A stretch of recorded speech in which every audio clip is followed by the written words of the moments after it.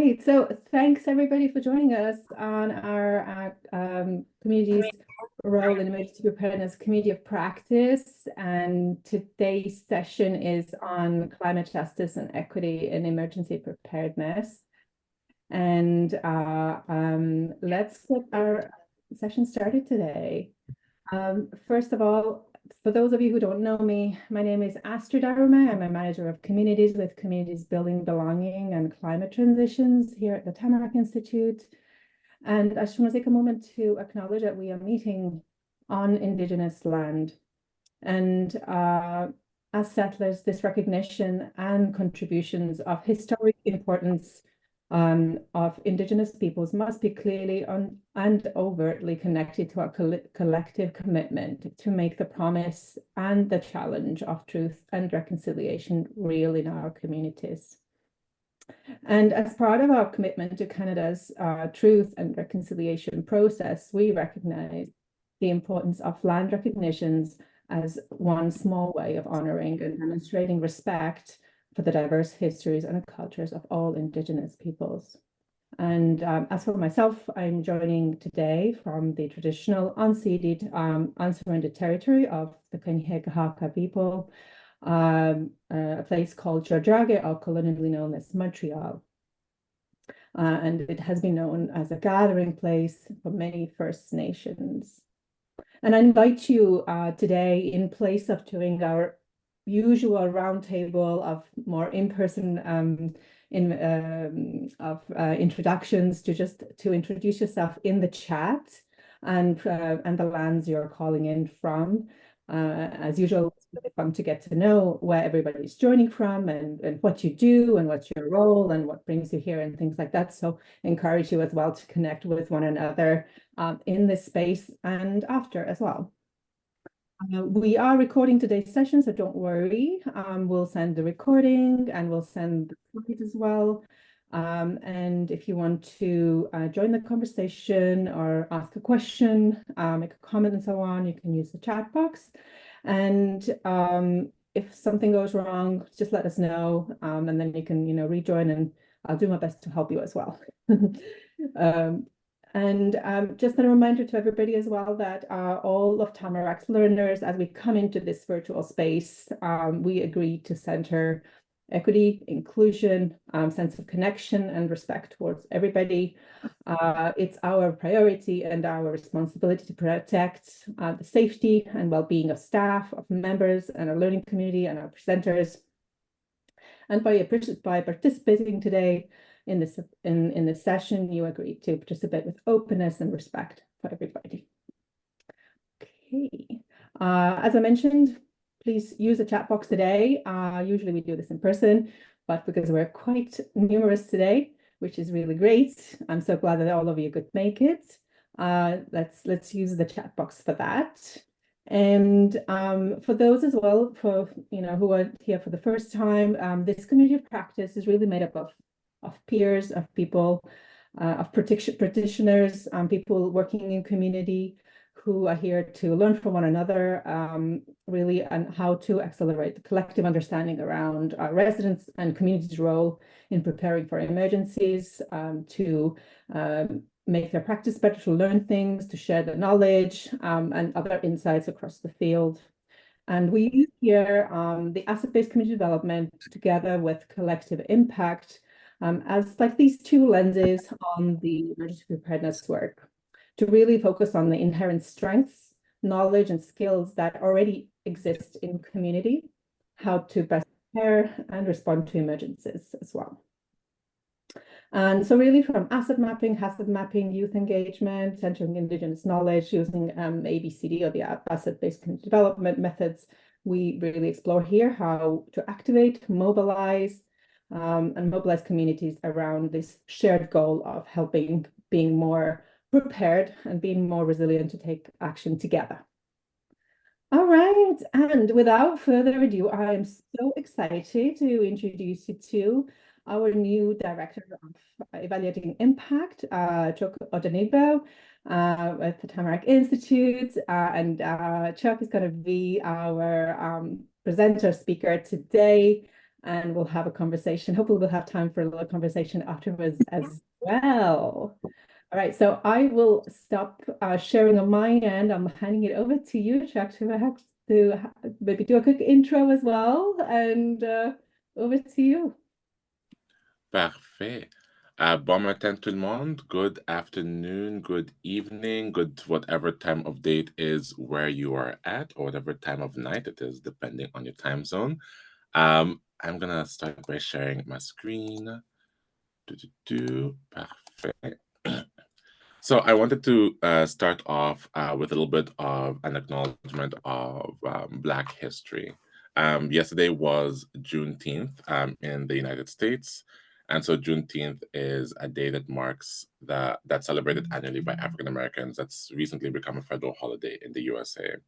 And it commemorates the ending of slavery on the United States. It's based off of a proclamation by Major General Gordon Granger on June 19th, 1865. In Canada, we recently began celebrating Emancipation Day. It is on August 1st, which recognizes again the abolition of slavery and the freedom of Black peoples and peoples of African descent. So I wanted to share this beautiful quote by Cole Arthur Riley that states, "Today we remember that we came from those who, even in the absence of agency over their own bodies, possessed a mysterious freedom in the secret of the interior worlds, an interior liberation that no master can touch. May it survive in us." Um, and so, as a Black person who lives on these lands, I've sort of been reflecting on that kind of mysterious inner liberation, that freedom that our ancestors fought so hard for, that they retained despite having their humanity denied so many times. And so, I encourage each of you to think about the history of slavery and indentured servitude in the lands that you find yourself on. There are parts of the country that have very strong histories in this: New Brunswick, Quebec, Nova Scotia, Ontario. But there are also parts of the country that we think of that we don't associate with Black people that have very powerful Black histories, like Alberta. The first cowboy in Alberta was Black. So I wanted to start off by sort of taking a moment to acknowledge that and to share that, and to share this beautiful quote that gave me a lot of strength and thought yesterday. Okay. With this in mind, today we're going to be chatting about climate justice in the context of climate emergency preparedness. Note that this is an hour-long session, and so we're not going to dive as deeply into things as I would love to if we had a full day session. But we'll touch upon the surface. We will skim. We will, as you say in English, we will dive into the water, but remain able to stand. We're in the shallow end of the pool. Okay. There we go. Side note, if it's not very obvious, English is not my first language, but I try. So, as Astrid mentioned, je m'appelle Chúk Odenigbo. My name is Chúk Odenigbo. I'm the new consulting director of impact evaluation at Tamarack, and I'm currently located in Falaire, Alberta, which is a French village in rural middle of nowhere Alberta, on Treaty 8 territory and Métis homeland number 6. I'm super French, super Albertan. It's an entire personality trait on its own. You don't even need to know anything else about me.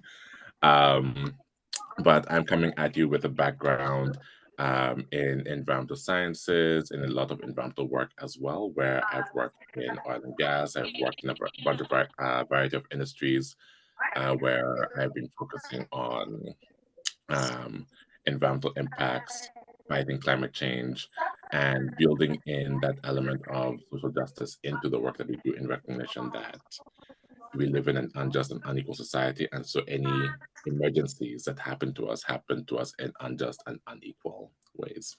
So with that in mind, let us dive right in. So we're going to start with a little bit of an introduction to climate justice, a little bit of a climate justice 101. Like, what is climate justice? What do we mean when we say climate justice? So I love this quote by Heinz Pagels. It starts us off. C'est de l'identité que naît la différence. It is from identity that difference is born. And that is very much, if you don't retain anything else, the crux of our conversation. So we're going to start with a definition of intersectionality. So I'm sure everyone has heard of the term intersectionality. It's become a very big buzzword. It's being used all the time, but a lot of time it has become used, I will say, incorrectly, right? Intersectionality very specifically refers to the oppression that happens when you hold multiple identities and you experience unique forms of discrimination at the confluence of identities. And so, what that effectively means is, in the context of someone who is a Black woman, you will experience racism like all Black people do. You'll experience sexism like women do. And then you can experience a very unique form of discrimination that only is experienced by Black women, that is not experienced by non-Black women, and that is not experienced by Black men.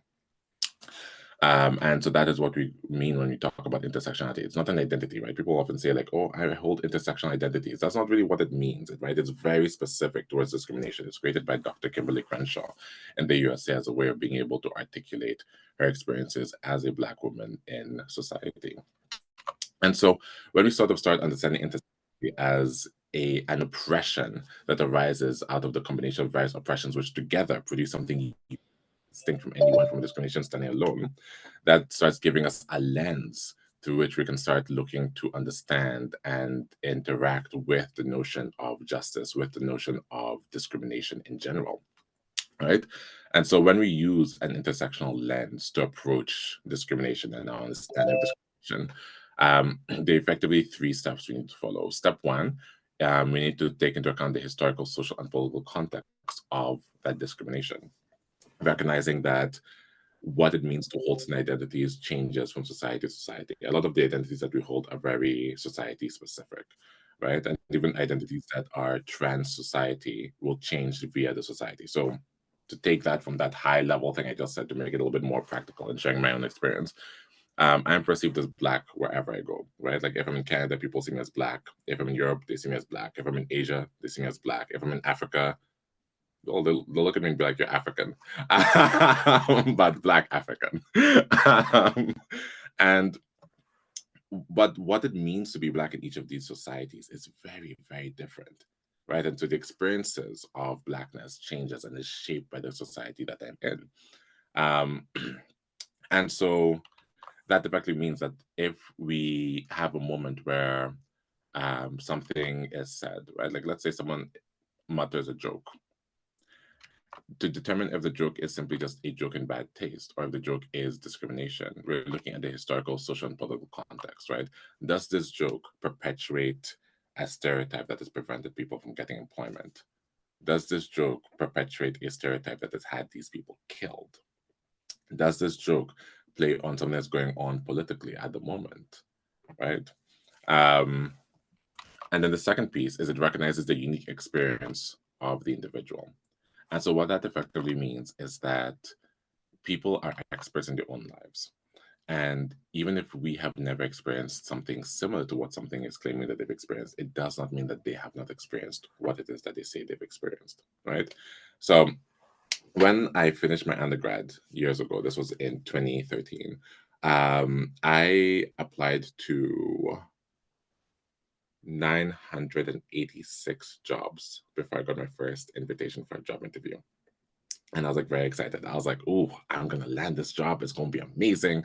And so I stayed up all night studying for this job, right? I was like, I'm like looking up the company. I'm like, okay, I got their name. I know their origin story. I know everything about this company. I'm ready. I've got my like interview questions. Like when they're like, oh my goodness, do you have any questions for us? I had questions. I was ready with a list. And I double checked those questions. I'm like, oh, these seem appropriate where it's like, oh, I'm interested, but I clearly did my research. I like ironed out my suit. I like ironed out my dress shirt. I laid it out. I woke up the next day buzzing with energy. I popped it on. I looked fire. The day before, I also went for a haircut so that I looked sharp. I was like, ooh, I'm ready to like streamline in. I walk into the interview room. I'm like, hello, I'm here. And they like sit me down. They're like, welcome, welcome. Thank you, thank you. And then the first question out of the interviewer's mouth, are you Haitian? And I'm like, I'm sorry, what? I'm here ready to interview for a job about chemistry. What is happening? And so I was like, I'm sorry. I was like, what is happening? And he's like, are you Haitian? And, we all know it's illegal to ask someone where you're from in a job interview or what your background is in a job interview. But when you're a person looking for a job, you don't get to really outline what isn't legal. And I'm just like, no, I'm not. And just smiled. And he's like, okay, but you speak French. I'm like, yes. He's like, so where are you from? And I was like, oh my God. Right. And so I remember telling this story to one of my white friends after the interview. And my friend was like, oh, it probably wasn't discrimination. Like he just was trying to like make small talk, right? Trying to get to know you a little bit better. And I was like, has anyone ever asked you where you're from in a job interview? Has that happened to you before? And he was like, no. I'm like, okay, cool. Might be discrimination. And so is that piece around like recognizing that people are experts in their own experience, right? Even if someone's not able to name discrimination, they're still able to name I was uncomfortable. Quelque chose cloché, something like was off about that interaction, right? And to recognize that people are experts in their own experiences. And then the third piece is remedying a situation, right? So effectively with approaching our understanding of discrimination from an intersectional lens and approaching understanding of justice from an intersectional lens, we're not only understanding the history, the social and political context of the identity or identities involved, and believing people when they say that they've experienced discrimination, but then we're also seeking to remedy it. I think this is something that many of us can sort of speak to in the limitations of the Black Lives Matter movement, for example, right? Where when the Black Lives Matter movement happened in 2020, 2021, there was a lot of learning happening, right? People, learned the history. People learned about, racism and how racism is embedded into society, and people were able to name these things. People started believing Black folk when Black folk were saying, hey, I experienced discrimination in Canada. And that's kind of where it stopped. But the third element is that remediation de la situation, remediating the situation, fixing it, right? The final element is fixing what is wrong. Like you don't just stop at understanding. You have to also enter into action, and you enter into action via solidarity, recognizing that if these people are going through X, Y, Z today, it's just a matter of time before it's your turn to go through the same thing. And so solidarity in the face of discrimination is how we build collective liberation and justice. So with that in mind, climate change is intersectional. And that's why I wanted to start with the definition of intersectionality, so that when I say climate change is intersectional, we all know what I'm talking about. So we recognize that climate change does not affect everyone equally, right? In French, we tend to say même maladie du visage, right? Or in English, people say things like, oh, we're all in the same boat, but like we're not in the same boat, right? We experience things differently, and some of us are on the losing end of the stick, so to speak. So I put in a couple of examples, but the indigenous peoples are more impacted than settlers when it comes to climate change. I'm sure many of you can think of many examples of the ways in which this takes place. We can talk about food insecurity in the north, and how, despite how ridiculous food prices are in the north, as climate change happens, it limits Inuit people. It limits the Inuit. The way I said people.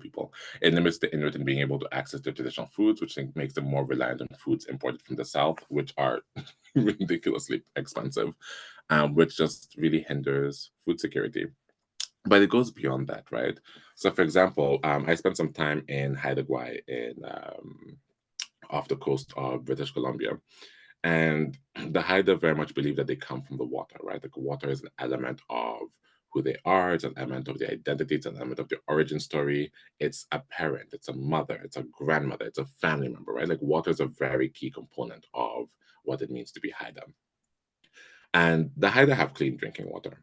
However, they also happen to be in a place where the way the currents function, they receive a lot of pollution. So like when you're throwing things into the ocean in Vancouver, it tends to wind up on the shores of Haida Gwaii. But they also get things from Japan and South Korea and Taiwan. I'm assuming North Korea as well, but I don't know if North Koreans have things to throw into the water. And so what's really interesting is the mental and spiritual health impacts of witnessing a family member being abused and being powerless to stop it, right? So even though they have their basic needs met with like clean water, they're still having a negative mental health and spiritual health impact via witnessing the immense amount of pollution that washes up on their shores as their own mother or grandmother is being negatively harmed and disrespected, and them being powerless to stop it, right? So, indigenous peoples are more impacted than settlers when it comes to climate change. Women are more impacted than men when it comes to climate change. And so there's many ways that this is the case. And I'm curious if folk in the audience would like to throw in some ideas into the chat box as to why it is that women tend to be more negatively, or how it is that women tend to be more negatively impacted than men when it comes to climate change. Any ideas? I'm going to be looking at the chat box.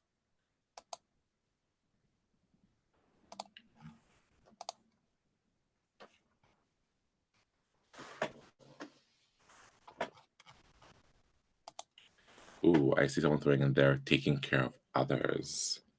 Yes, women tend to be the caretakers of society. And so if society is being harmed, that tends to put a larger burden of care on women as the people who tend to be seen as taking care of others. Any other ideas?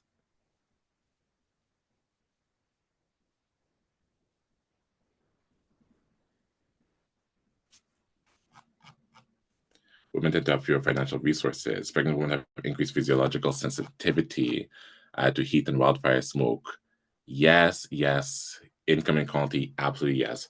So every study has demonstrated um, an increase in climate change, or the negative impacts of climate change, leads to impacts on the economy.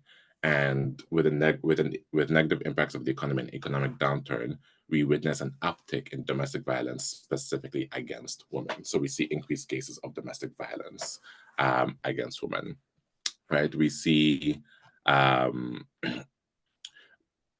I did during my master's degree in toxicology, one of the things that was really interesting that we learned about is that pregnant women breathe almost twice as quickly as your average man, which means that if there's pollutants in the air, they absorb it twice as quickly.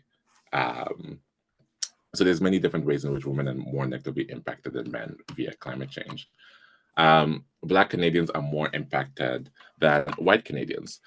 This again comes in many forms, but one of the forms is, for example, in heat islands, right? So Black people in Canada are the most urbanized population in the country. 96% of Black people live exclusively in urban areas. And so as the most urbanized population in the country, Black people tend to be a lot more negatively impacted by the negative elements of climate change in cities, right? So heat islands, lack of access to water, limited public transit, all that fun stuff. And so movements seeking to fight climate change via things like electric vehicles don't necessarily work on Black communities, where 86% of Black people in Canada use public transit exclusively, for example. Francophones are more impacted than Anglophones. Again, this is very much in a Canadian context. It's not a worldwide thing, but Francophones in Canada are more negatively impacted than Anglophones. We can look at it from the economic perspective, where Francophone communities outside of Quebec tend to have one economic motor. And so if that one economic motor is destroyed via climate change, Francophones are then forced to move to Anglophone cities and hubs, and therefore end up being assimilated and disappearing. But then also it's the way in which we produce knowledge in Canada. Knowledge in Canada is produced almost exclusively in English, and then sometimes, occasionally, translated into French, which means that Francophones tend not to have immediate access to best practices and knowledge to fight and combat climate change and build resiliency in the communities as well. Trans people are more impacted than cis people. If we talk about on the economic front, we've got like the gig economy and how the gig economy goes down with an uptick in climate disasters. And, that limits the ability for trans people to be able to sort of earn income, given that society still has a lot of discrimination against trans people in mainstream society. But then also we see this politically, where whenever there are climate disasters, oftentimes politicians will try and scapegoat weaker marginalized communities. And so the group de tendance en ce moment, the target group at this point in time tends to be trans folk, et cetera, et cetera. Right. And of course, if we talk about that intersectional piece, what happens if someone is an Indigenous woman? What happens if someone is Afro-Indigenous, right? So Black and Indigenous at the same time, and Black Indigenous woman. What happens if someone is Black and Francophone? What happens if someone's a Francophone woman? What happens if someone's a Black Francophone woman? What happens if someone's a Black Francophone trans woman, right? And so we start seeing the ways in which the impacts of climate change are not partitioned equally across all of us, but that they hit certain groups a lot more, a lot harder, and in very sort of insidious ways that we don't potentially foresee. And so that's why we talk about climate justice, right? Climate justice is a movement that acknowledges climate change can have disproportionately harmful social, economic, and public health impacts on disinvested populations. Advocates for climate justice are striving to have these inequities addressed head-on through long-term mitigation and adaptation measures. So basically, climate justice is a subsect of environmental justice, and it's seeking to name, right? It's seeking to name the injustices that are perpetrated against certain groups in order for us to be able to start acknowledging and addressing those injustices. There's this quote by Mary Robinson, who used to be the president of Ireland, and now she's started a climate justice think tank institute. And so she says climate justice insists on a shift from a discourse on greenhouse gases and melting ice caps into a civil rights movement with the people and the communities most vulnerable to climate impacts at its heart. And so, as I mentioned earlier, climate justice is a form of environmental justice, and it has many facets, right? So climate justice seeks to address structural inequalities. So, which elements of our active built society are either causing or maintaining inequalities, especially in the context of a climate disaster. We've got socioeconomic inequalities, right? Money. And then we've got, of course, generational inequalities that climate justice tries to address. And so, that speaks to young people being more negatively impacted than older folk, and young people having to be the ones who are going to live through the worst elements of the climate disaster. And so when we think about fighting for climate justice, right, we think about, so let me phrase this. When we transition from the fight against climate change to the fight for climate justice, there's elements we have to sort of think about, right? So the fight against climate change very heavily focuses on using existing structures to benefit the climate, right? So we're thinking carbon tax to disincentivize spending on carbon emitters, right? So effectively using capitalism as a tool of trying to fight against climate change. Electric vehicles to reduce carbon emissions, right? Relying on private industry to be climate leaders. So effectively, when we're fighting against climate change, we tend to go for methods where we're using existing structures. We're not trying to change the structures, but we're trying to use existing structures to modify the ways in which we interact with the climate. However, when we think about climate justice, when fighting to end climate change, we have tended to focus on science behind climate change and the decarbonization of our society.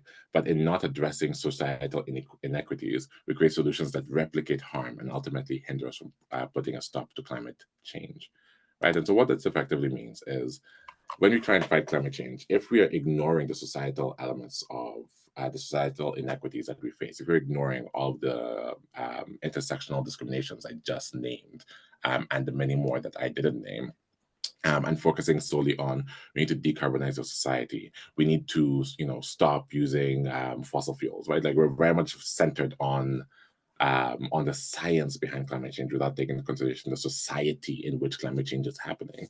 We end up creating solutions that replicate the same harms that our society has because we're not doing anything to address those harms. And so EVs, electric vehicles, and the push for electric vehicles is a really good example of this. I've put a link in the chat box towards a paper that was written by a Canadian who went to study in the US. And in this paper, he outlines how electric vehicles actually perpetuate harm against marginalized communities, because what they're effectively doing is the government is trying to, rather than construct new modes of transportation, the government is saying Canada is a car-heavy country. So when we switch from gas vehicles to electric vehicles, but maintain the same system that we have in place. And it poses many issues. The first being, of course, electric vehicles are hors prix, right? They're incredibly expensive, even with the small government rebate that is offered. And so that makes it inherently inaccessible to many communities of color because money is very much divided across racial lines in Canada. And then what effectively happens is that it then creates this idea, this notion that a certain community is not good for the environment. So if you look at Vancouver, for example, Vancouver is one of the cities in Canada that has really adopted electric vehicles to, one of the best extents across the country. And in Vancouver, the Punjabi minority community, mostly in Surrey, have not adopted electric vehicles to the same extent that the white and the Chinese communities have. And there is this notion that they're just not good for the environment. They don't care about the environment. The environment is not important to them because they're not driving EVs. But they also statistically are the poorer of the three communities, the three major communities in Vancouver. And so we're seeing this replication of discrimination via I am better than thou because I have access to this method of engaging in the climate change fight, right? So you've got those kind of missteps, and of course there's a misstep around not having the infrastructure necessary for electric vehicles across many parts of the country. So I live in Alberta. I want an electric vehicle.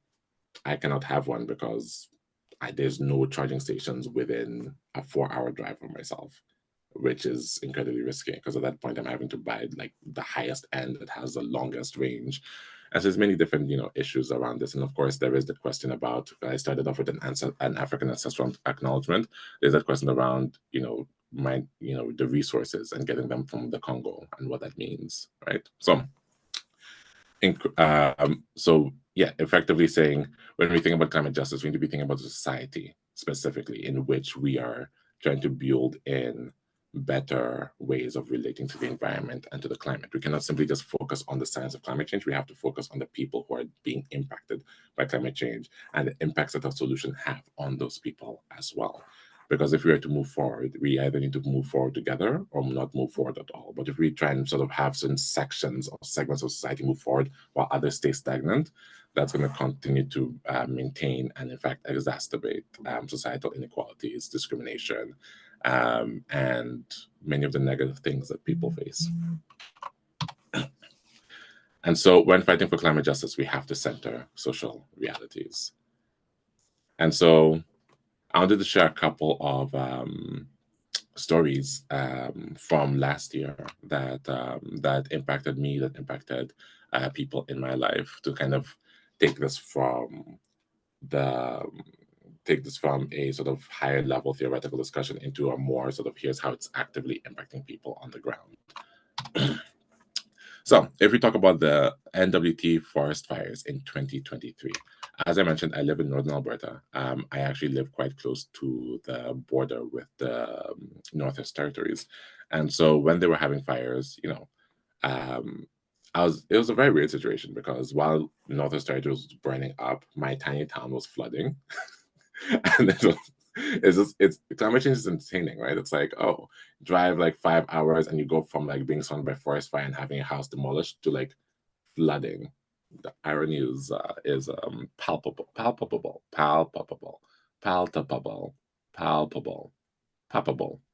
Anyway, the irony is visible. So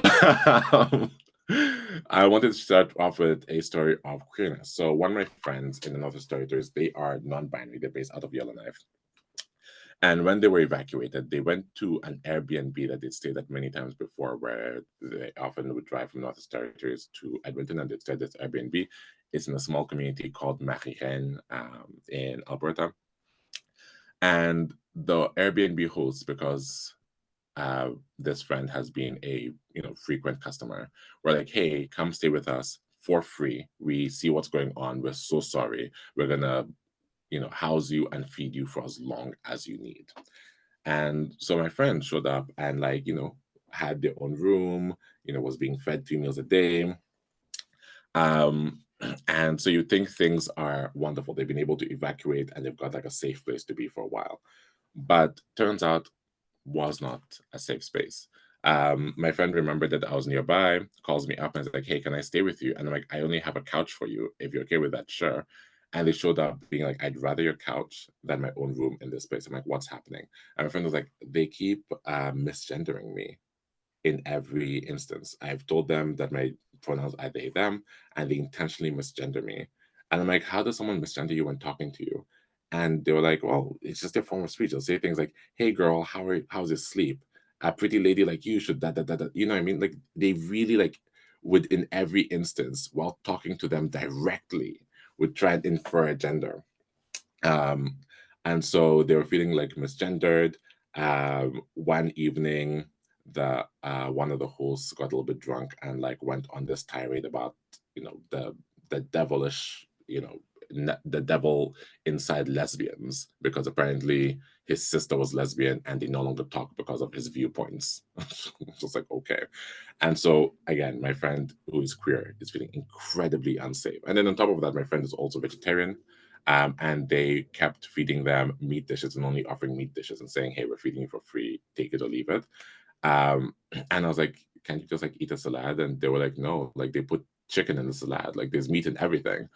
And so it speaks to how when people lose their homes, this thought that like, oh, we just need to evacuate them.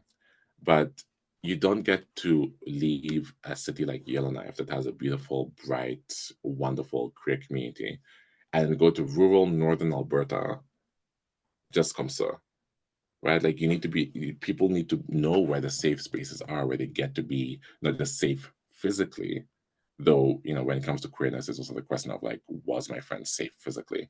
But then also that safety in personhood, right? My friend couldn't just like flee and end up anywhere. They needed to find a safe space as a queer person. And then they remembered I was nearby and that I would be a safe space as a queer person. And they would rather sleep on my couch than be in their own room in a really nice Airbnb where the hosts were misgendering them, making homophobic comments, and then also just like ignoring their dietary preferences. I had other friends. My best friend and also my godson are Indigenous. They're Dennis Saint-Ligné. They're based out of Fort Smith, and they also had to flee during the Northwest Territories fires. And so they drove 6, or is it 8? 6 hours. They drove 6 hours through fire because there's only one road that was exiting the Northwest Territories and it was on fire, and they had to drive through the fire. They drove 6 hours through the fire to get to High Level, Alberta. And when they go to High Level, while my friend is white passing, his mom, who was with them in the car, is very visibly Indigenous, and his child is also very visibly Indigenous. Like my godson is very visibly Indigenous. And when they went to a hotel in High Level to see if there's any rooms available, they were denied and told, no, we will not be giving rooms to you. And according to the owner of that hotel, they've apparently had experiences where they've let Indigenous people stay over and they've vandalized rooms. And so they wouldn't let my friend and his family stay over. And again, Northwest Territories has a very large, vibrant Indigenous population. It's very visible. It's very, you know, facet quotidien de chaque jour. Like it's a very, you know, it's not like many provinces where you don't see Indigenous people on a daily basis. It's a very Indigenous place to be. And so now they're having to navigate, you know, being denied access to a hotel while fleeing the destruction of their home because they're Indigenous. And so again, it brings up that element of like safe spaces. We have to be able to name, hey, as you're fleeing this, here's spaces that will welcome you as an Indigenous person. And then Francophone, right? There's obviously many Francophones in the Northwest Territories. And Northern Alberta has a lot of Francophone communities. I live in a Francophone community. There's a couple more around me, Girouville, Donnelly, Jean-Marie. So there's a couple of Francophone communities around me. But if you don't know Alberta, and even if you do know Alberta, you might not know that. And so there are folk who, you know, when you're in stress and panic mode, you automatically revert to your first language. Even no matter how bilingual you are, when you're stressed, you revert. And so you have folk who are stressed, panicked, running for their lives, losing their home, and then they're ending up in like Grand Prairie, unable to like get any support or assistance in French when an hour away is like a community where majority of people speak French, right? And so it just kind of highlights that like when people are fleeing danger, when we have a climate emergency, it is not sufficient to simply say, because this is what the Northwest Territories government said, flee and we'll figure things out. That's not sufficient, right? Like when you have an escape plan, your plan needs to outline, you know, if you're queer, here are safe spaces for you. If you are Indigenous, here are places that will welcome you. If you're a Francophone, here are places that you can get service in your language as you flee, right? It's about having those, you know, recognizing societal inequities and being able to name them and address them in climate emergency preparedness. And then I was working with Dr. Ingrid Waldron, who is based out of McMaster University in Hamilton, Ontario. For those of you who don't know, she is the one who worked with Elliot Page in creating the documentary There's Something in the Water. There's also a book version as well, where they talk about environmental racism in Nova Scotia. And so Dr. Waldron wanted to study Black emergency preparedness in the Greater Hamilton and Toronto area, Greater Toronto and Hamilton area, before someone from Toronto comes and kills me for saying Hamilton before Toronto. But she wanted to study Black people's preparedness. And so she hosted focus groups. I facilitated the focus group conversations and discussions. And it was heartbreaking in many ways, right? When we did the first focus group, we did 2 focus groups in Hamilton and then a couple in Toronto, and I only worked on the ones in Hamilton. When we did the first focus group in Hamilton, many of the people showed up and were like, so why did you show up? What's your interest in this conversation? And almost all of them said, I know that climate change is important, but I don't know what climate change is. And I've never been in a position where I'm able to ask and learn what climate change is. And so, that just highlights how much climate change has become this buzzword that we toss around, assuming everyone knows what we're talking about. But in reality, climate change is incredibly nuanced, incredibly complex, and it's something that needs to be broken down, and people need access to that education, right? And the group was very diverse in terms of Black people, right? We had Black newcomers, Black people who were born here, Black people who've been here for many generations, Black people who spoke French as a first language, Black people who spoke other languages as first languages.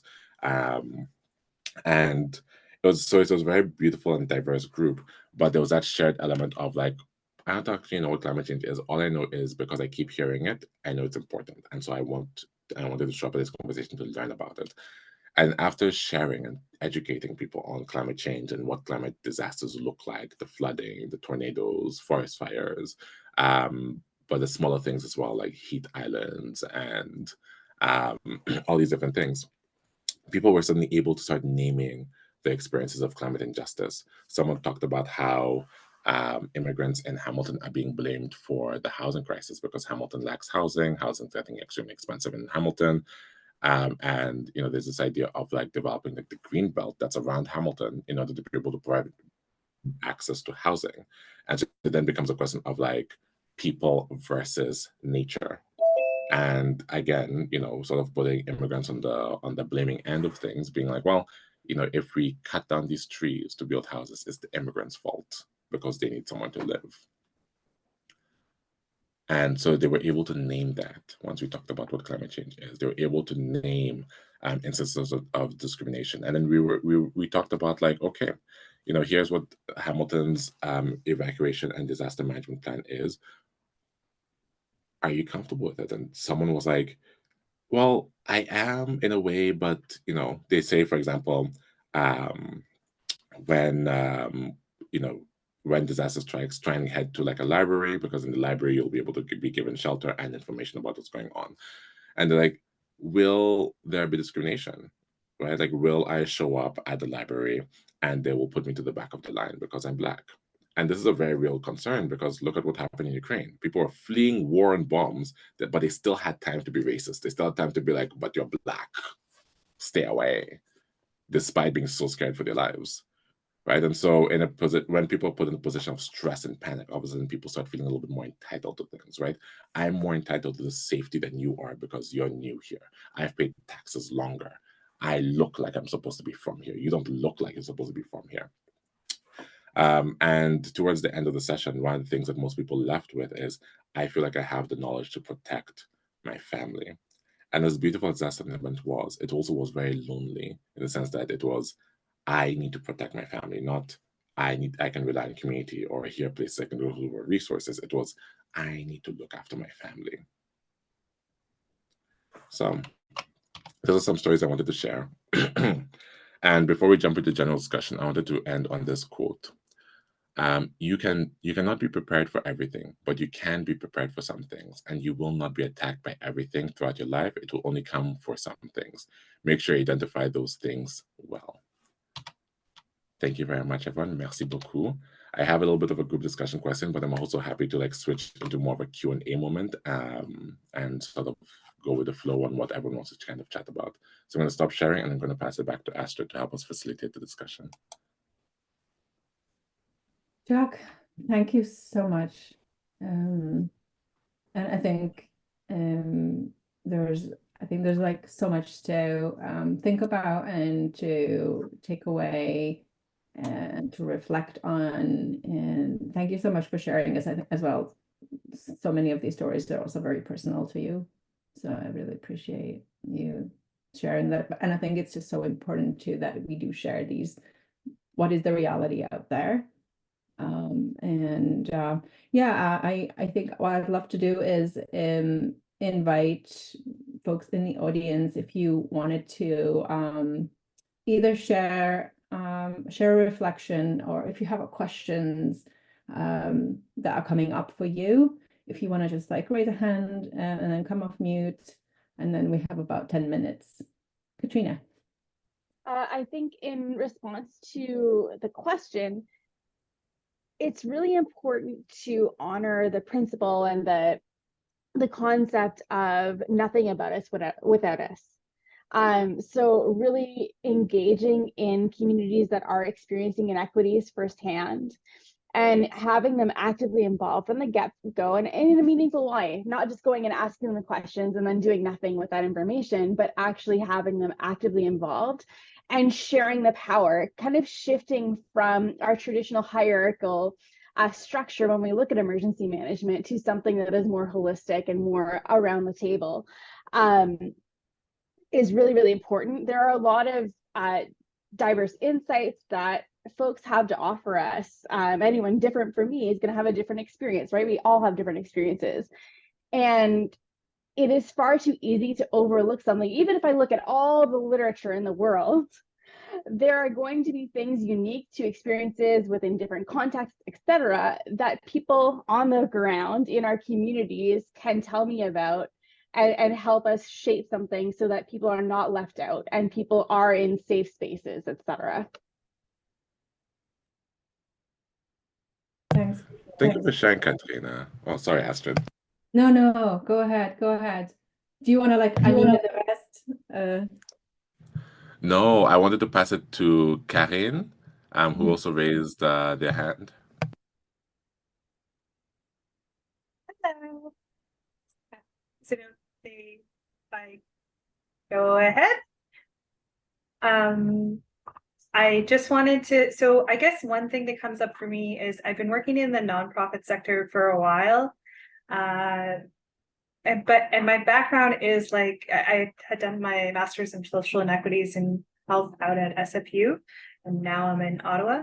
But I find that like the nonprofit sector is so siloed. So even though I've been working a lot in community health, oftentimes there's not really, environment isn't included in that, because then environment organizations are really siloed. And then sometimes you have to really go out of your way with very few resources to try to make things more environmental when you're doing community events. And sometimes that's just not possible on the budget that is there. I guess my question is just like, I don't know, it's a huge thing to bring up, but I'm just not sure how to shift that. Like, yeah, I guess that's just, yeah, I don't know. Yeah. No, that's a really important point. So Eco Canada did a study a couple years ago. This was in 2021, 2023. So like relatively recent, but still a couple years ago.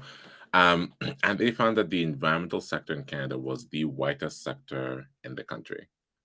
70% of environmental organizations. And so when we talk environmental sector for Eco Canada, that included government organizations, it included nonprofits, and they included private industry, so forestry, environmental consulting, that sort of thing. And they found that 70% of environmental organizations in Canada did not have a single person on staff that was not white. So the environmental industry or the environmental sector has a lot to grapple with when it comes to questions around equity and community engagement and community organizing, because they've done things so long in one way. And there's this quote that says something along the lines of like, we believe we're good people because we do good things. And so because we do good things, we don't question us on issues of racism, for example. And so it brings about elements of like there's elements of siloing which are happenstance where we have to sort of fight against it, but there's elements of siloing that become a little bit more intentional. And so on the environmental front, there's a little bit of an intentional siloing where they want to stay away from a lot of these tough questions around society, around social inequities, around community.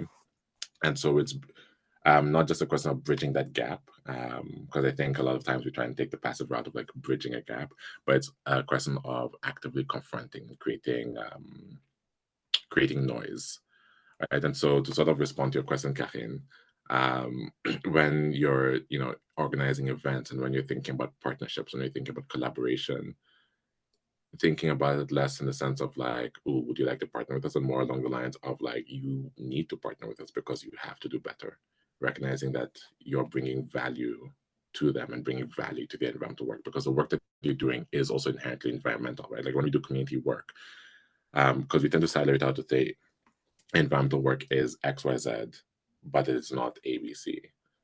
But what climate justice shows us and what environmental justice in general shows us is that when we organize for the environment, we're also organizing for community and vice versa, right? Like if we look at, the way we've heavily feminized nature, for example, can a society that struggles with gender parity and the gender pay gap fully embrace the environment that we've personified as female?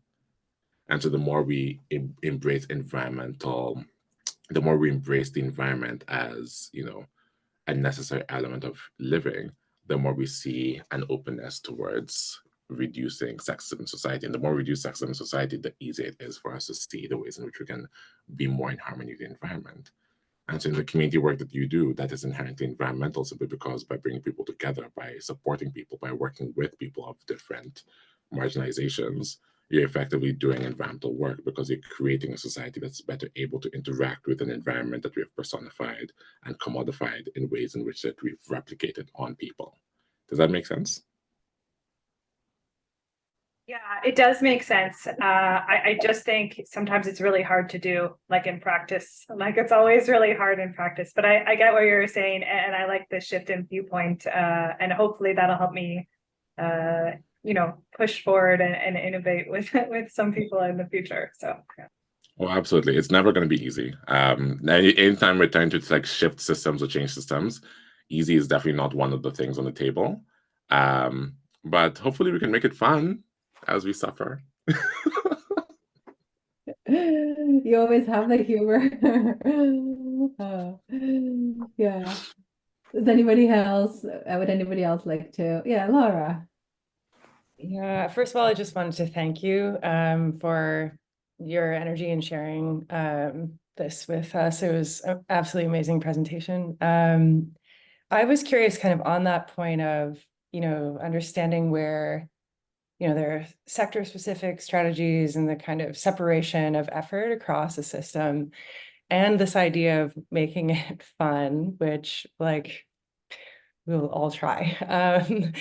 But I was wondering if you've observed some kind of points in systems where you're seeing those opportunities kind of converge, or where there may be either sparks of activity that are starting to shift in some different ways, or just connection points that you might see in these different places, and opportunities to really push out like nodes in a system or build out some new practices and approaches from there. Absolutely. I think, I think, first of all, like the terms environmental justice, climate justice, they're becoming a lot more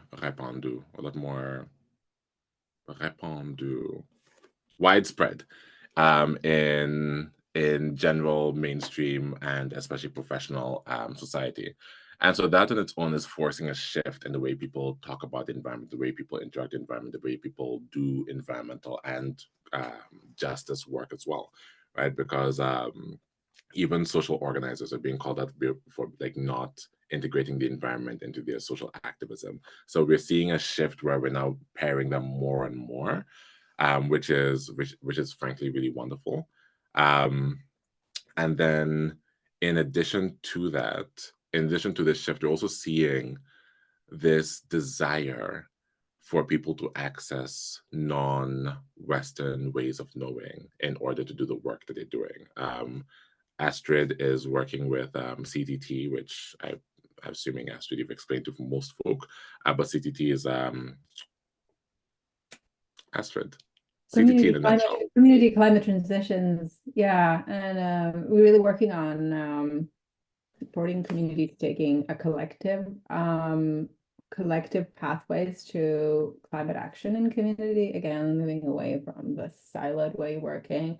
But I think I think it very much goes with a comment from Jackie about for really working on that common partnership pathways in community, and partnerships, relationships, these structures for collaboration that are so needed. They don't necessarily happen. They don't just happen on its own because people will come with their agendas, they will come with their viewpoints, they will come with their to-dos and deliverables. And once the partners get funding, everybody goes away with their money. And there's not necessarily actually deep work. The working together piece doesn't necessarily happen. And what we've recognized is, and we've been thinking about a lot, is there actually needs to be support to help mediate this of brokering of these relationships, but also of this working together piece, so that can actually happen. Yeah, for sure. So with CTT, for example, we've been working on like a workshop for them that centers how to access other ways of knowing and then how to use other ways of knowing and building in their climate work. And so in using other tools as well, we're seeing this natural shift again towards that justice element, because to access, for example, indigenous knowledge, you have to be able to acknowledge reconciliation, you have to be able to acknowledge decolonization. To access Black knowledges and worldviews, you have to be able to acknowledge like anti-racism. When to access, queer ecologies and queer literacies, you have to be able to acknowledge homophobia and transphobia. And so we're seeing this generalized shift towards like accessing other ways of knowing and other ways of being in order to be able to do the work that we do. And so that on its own is also foreseeing a larger shift as well, which is exciting. Yeah, So, thank you. I think the point that's really profound coming out of this is like you can't move to another way without acknowledging and being with the depth of the present inequity. So thank you. Yeah, I think we are out of time, and with that, I think we'll conclude today. Thank you, Chúk, thank you everybody, and we'll send the recording and the slides and the links that we shared as well. And we really hope to see you next time. And I shared a link to our upcoming webinar as well in July on the role of communities advancing quality of life. So in case you're interested, so feel free to sign up. Thank you so much and take care, everybody. See you next time. Ciao tout le monde.